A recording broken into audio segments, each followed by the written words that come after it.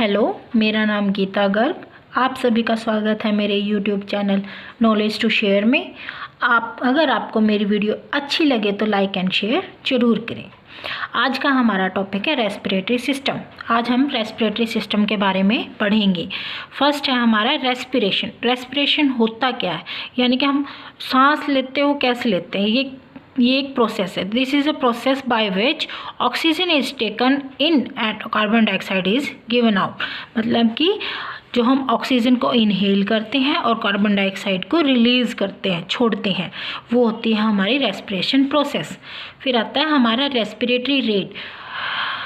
Respiratory rate हमारा क्या होता है कि पर मिनट हम 12 to 16 टाइम्स ब्रीथ करते हैं जब हम रेस्ट पोजीशन में होते हैं।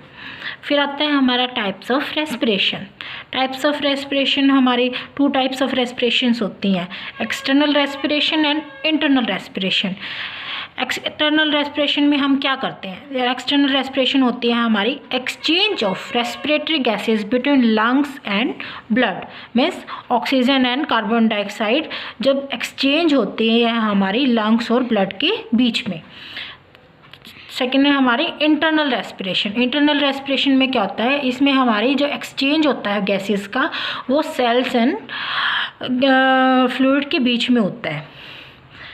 जनरली क्या करते हैं कि we take 500 ml of air per breath, मतलब कि 6 to 8 लीटर पर मिनट हम इंस्पायर्ड एंड एक्सपायर्ड करते हैं गैसेस को। फिर आते हैं हम इसकी फिजियोलॉजी, यानी कि फेजेस ऑफ रेस्पिरेशन। इसमें हमारा आता है इंस्पिरेशन एंड एक्सपिरेशन। इंस्पिरेशन क्या होती है, इंस्पिरेशन हमारी एक एक्टिव प्रोसेस होती है और एक्सपिरेशन होती है हमारी passive process. Inspiration active process में क्या होता है कि इसको जब हम मतलब कि क्या होता है कि एयर को एंटर करती है हमारी लंग्स के अंदर, एटमॉस्फेयर से जब हम ऑक्सीजन को लेते हैं तो हमारी एनर्जी कंज्यूम होती है, उसको लेने में हमारी एनर्जी यूज़ होती है, इसलिए ये हमारी एक्टिव प्रोसेस है। और एक्सपिरेशन में क्या होता है कि इसमें हम एयर को छोड़ते हैं लंग्स से एटमॉस्फेयर के अंदर, यानी कि जब इंस्पिरेशन में क्या होता है ऑक्सीजन को हम इनहेल करते हैं और एक्सपिरेशन में क्या होता है कि हम कार्बन डाइऑक्साइड को एक्सहेल कर देते हैं, इसलिए एक्सपिरेशन है हमारी पैसिव प्रोसेस है। इसमें हमें किसी भी एनर्जी की ज़रूरत नहीं होती।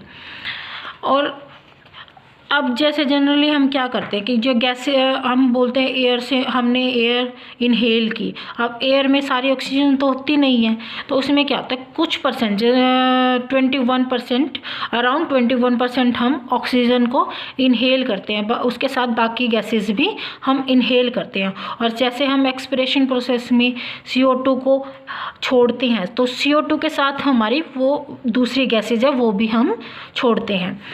तो इसमें क्या होता है कि इंस्पिरेशन के अंदर क्या हो जाता है कि जो डायफ्राम होती है उसकी कॉन्ट्रैक्शन हो जाती है और एक्सपिरेशन के अंदर हमारा डायफ्राम है वो रिलैक्स होता है। इसमें डायफ्राम का क्या एक्शन होता है, the action of diaphragm is responsible for more than 70% of the air movement. अब नेक्स्ट हम चलते हैं पार्ट्स ऑफ रेस्पिरेटरी सिस्टम। अब रेस्पिरेटरी सिस्टम के अंदर बहुत सारे पार्ट्स हैं। फर्स्ट हम शुरू करते हैं, अब हम इस डायग्राम से लेते हैं। इस डायग्राम में क्या है कि हम सबसे पहले हम जैसे हम एयर लेते हैं, मतलब कि ऑक्सीजन को हम इनहेल करते हैं, तो कहाँ से करते हैं, हम नोज़ से करते हैं।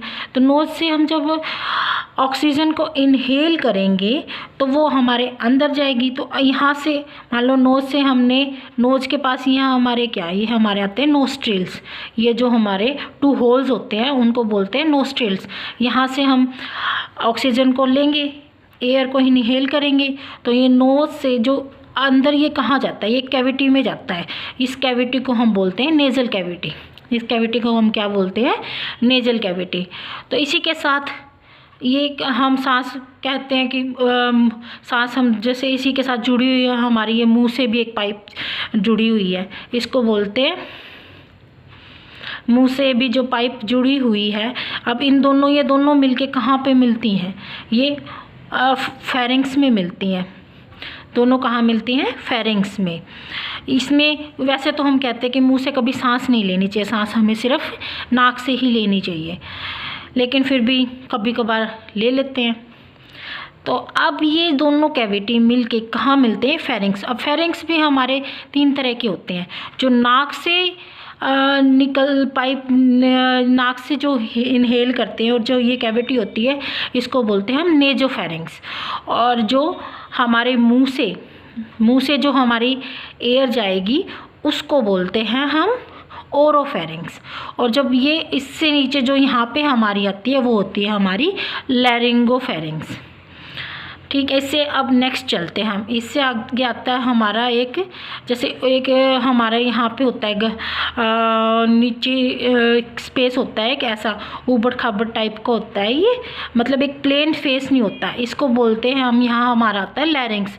लैरिंग्स को हम वॉइस बॉक्स भी बोलते हैं। फिर उससे आगे हमारा ये पाइप चलती है, इस पाइप को बोलते हैं, इस पाइप को हम क्या बोलते हैं? इस पाइप को बोलते हैं विंड पाइप। विंड पाइप को हम ट्रैकिया भी बोलते हैं।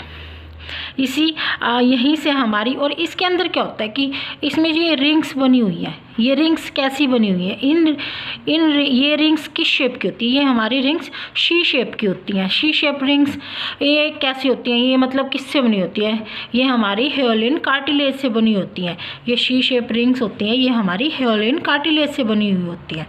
फिर ये फर्दर आगे जाती हैं, फिर ये हमारे यहाँ पे आगे कहाँ जाती है? ये फर्दर डिवाइड हो जाती है। फिर ये किस में डिवाइड हो जाती है? हमारे 2 ब्रोंक्यूल्स, ब्रोंकाई में डिवाइड हो जाती है। ब्रोंकाई से फिर ये ब्रोंक्यूल्स में डिवाइड हो जाती है, ब्रोंक्यूल से फिर एल्वेलाई में। ये सब कैसे होता है? सबसे पहले हम क्या करेंगे, जैसे ट्रैकिया से हमारी ये विंड पाइप से एयर हमारी आएगी, फिर उसके बाद हमारे जैसे ये आएगी ब्रोंकाई में।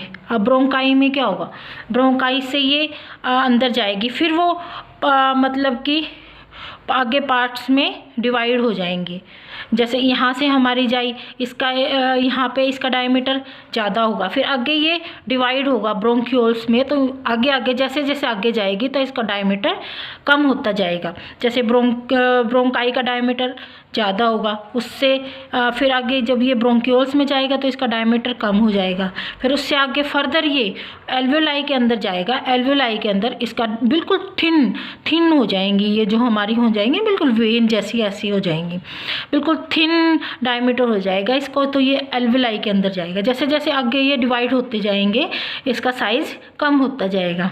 अब कैसे होगा कि जैसे हमारी विंड पाइप से आया, फिर हमारे लंग्स, जैसे हमारा ये हो गया हमारा राइट लंग, ये हो गया हमारा लेफ्ट लंग, यहाँ से ऐसे ही हमारे ब्रोंकाई होते हैं। ब्रोंकाई भी हमारे 2 टाइप्स के होते हैं, राइट एंड लेफ्ट। अब फर्दर ब्रोंक्यूल्स में भी जैसे वो होता है, अब यहाँ पे आ गया हमारा लास्ट वाला, जैसे लास्ट पोर्शन है जहाँ से हमारे एल्वेलाई और ब्रोंक्यूल्स, जहाँ पे टर्मिनल होता है उसके बोलेंगे हम टर्मिनल ब्रोंक्यूल्स। आगे उससे आगे जब हमारे एल्वेलाई स्टार्ट हो जाते हैं, यहाँ से हमारी एयर जब आगे जाती है तो हमारे एल्वेलाई के अंदर जाती है, जो ये हमारे बलून टाइप के जो बने हुए हैं हमारे डायग्राम में, इसमें क्या है? ये हमारे एल्वेलाई है, और जिससे ये जुड़े हुए हैं वो हमारे हैं एल्व्यूलर डक्ट। वो क्या है? हमारे एल्व्यूलर डक्ट। जैसे जब हमने एयर ली वो हमारे अंदर गई तो वो हमारे जाके इस बलून में इकट्ठी हो जाती है, जिससे कि फिर वो हमारे ब्लड में जाके मिक्स हो जाती है। जो हम ऑक्सीजन लेते हैं वो यहाँ से आके और यहाँ पे मिलके इसमें फिर हमारे ब्लड में मिक्स हो जाती है ऑक्सीजन। आज हम यहीं तक का टॉपिक करेंगे, इससे आगे का टॉपिक हम नेक्स्ट वीडियो में करेंगे। Okay, thank you. अगर आपको मेरी वीडियो अच्छी लगे तो लाइक एंड शेयर ज़रूर करें।